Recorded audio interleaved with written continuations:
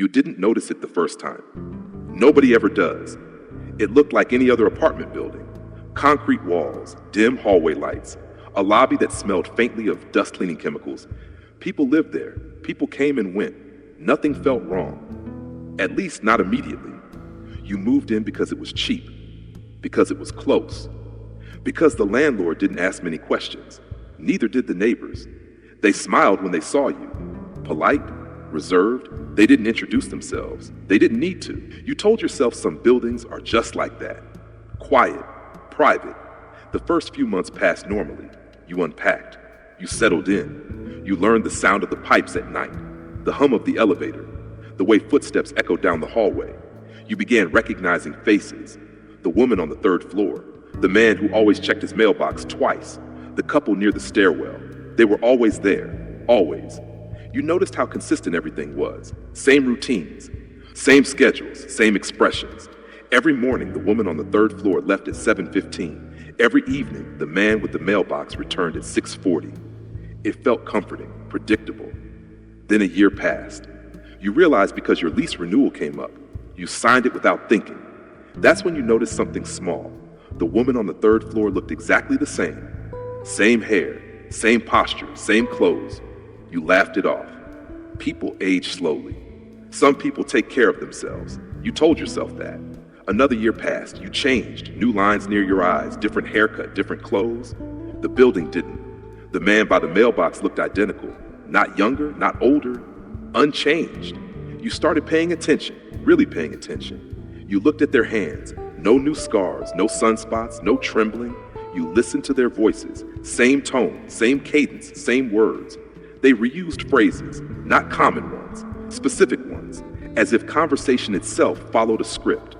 You asked one of them how long they had lived there. They smiled. Long enough. That was all they said. You asked another neighbor the same question. They paused, then smiled. Long enough. The exact same words. The pause was the same too. Half a second. You didn't like that. Time passed anyway. 3 years. 4. You aged. Your reflection changed. The building didn't respond. No renovations, no repainting, nowhere. The hallway carpet stayed spotless, too spotless, as if footsteps didn't leave marks, as if movement didn't accumulate.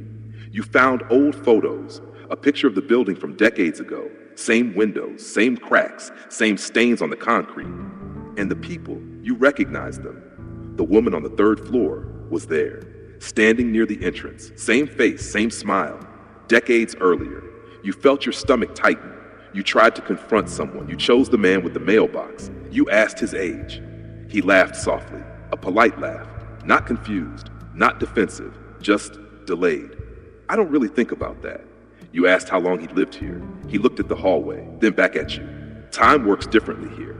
That was new. You asked what he meant. He didn't answer.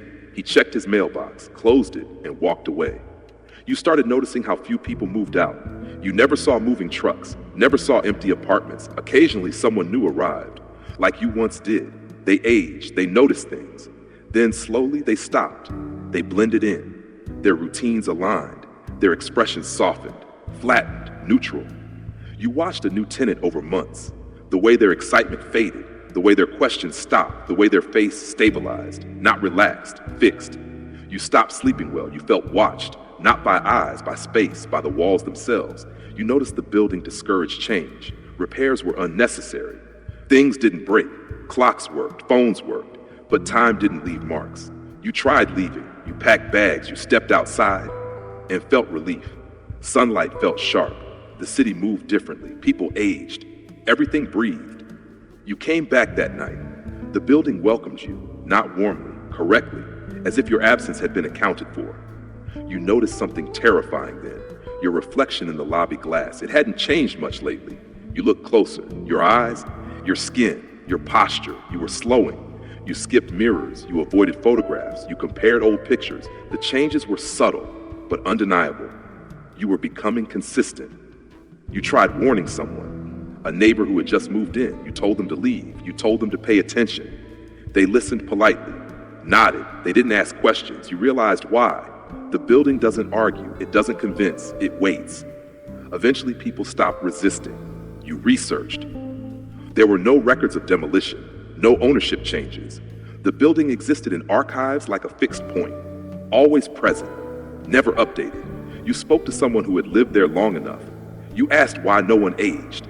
They looked genuinely confused. "We do age," they said, then paused, "just not in ways you notice." That was worse. You realized the building wasn't preserving youth. It was removing progression, removing direction. People weren't frozen. They were looped, held in a stable state, safe, contained, predictable. The building didn't want decay. It wanted consistency. You wondered what happened to those who tried to fight it. You never found out because nobody talked about them. It was like asking about deleted files. You tried leaving again, longer this time, weeks, months.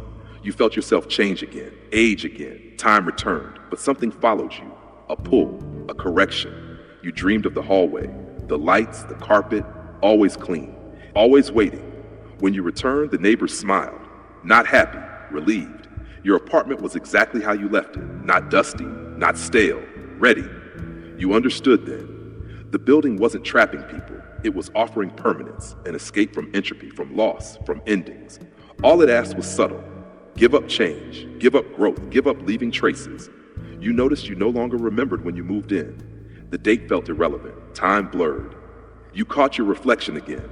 You looked fine, too fine. No worse, no better, just stable. You passed someone new in the hallway. They looked nervous, curious, alive. You smiled at them, a polite smile. You waited half a second and said nothing, because some lessons aren't taught, they're absorbed, and the building is very patient.